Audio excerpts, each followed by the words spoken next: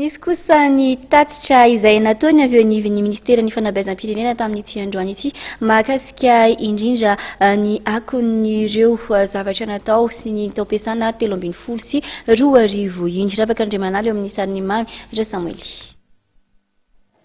Nisongadina tamin'ireo zava-bitany ministera ny fanabeazam-pirenena tamin'ny taona 2014 ny fampitomboana ny tany ny fampidirana an-tsekoly ny rehetra ka ankizy manana fahasembanana misa 450 no nampidirana an-tsekoly nandritry ity taom-pianarana 2014 420 ity ary mpampianatra misa 504 no nomena fiofanana ara-pedagojika ety mampianatra ny ankizy manana fahasembanana.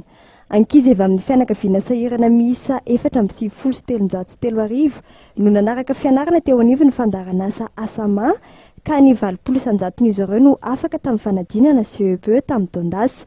Ankoatr'ireo dia nisy ihany koa ny fampiarana paikady fanalefahana ny vesatry ny ray aman-dreny nentina nitazonana ny mpianatra an-tsekoly tamin'ny alalan'ny fanomezana fitaovam-pianarana sy ny fanomezana sakafo azy ireo.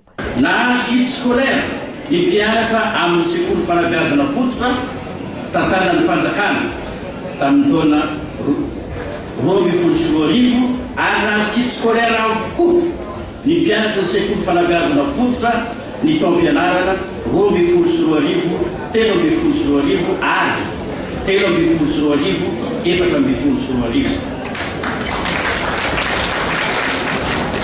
tamin'ity taom-pianarana farany ity dia kit scolaire 10,000 sy 3 ary 4 tapitisa no nozaraina manerana ny nosy 4,235,000 kit scolaire. Mpianatra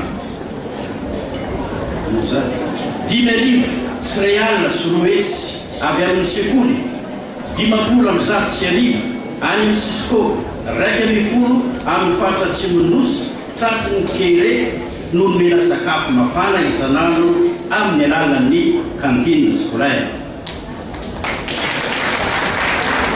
Eo amin'ilay votry fahatany 4 miampy eny Antsirabe kosa dia ankizy 710,000 sy 400 avy amin'ny sekoly fanabeazana fototra 5 miankina sy tsy miankina amin'ny fanjakana no nomena koba be vitamina nandrisy ny fotoana maitso ahitra.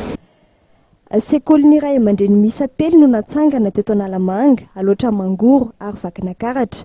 Ankoatra ny fanavaozana ny efitrano fianarana misa 430 dia nisy ihany koa ny fampitaovana sekoly fanabeazana fototra maheriny 200. Mpampianatra manodidina ny 3,000 kosa no raisina ho mpiasam-panjakana raikitra.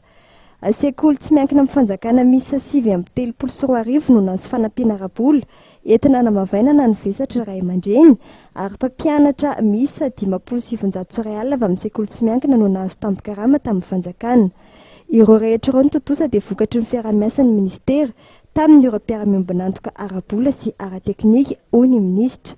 Omaly moa no nifamory tetsy amin'ny ANC vato ny fianakaviam-ben'ny ministera ny fanabeazam-pirenena ny fampiaraba noho ny fahatrarana ny taom-baovao 2014.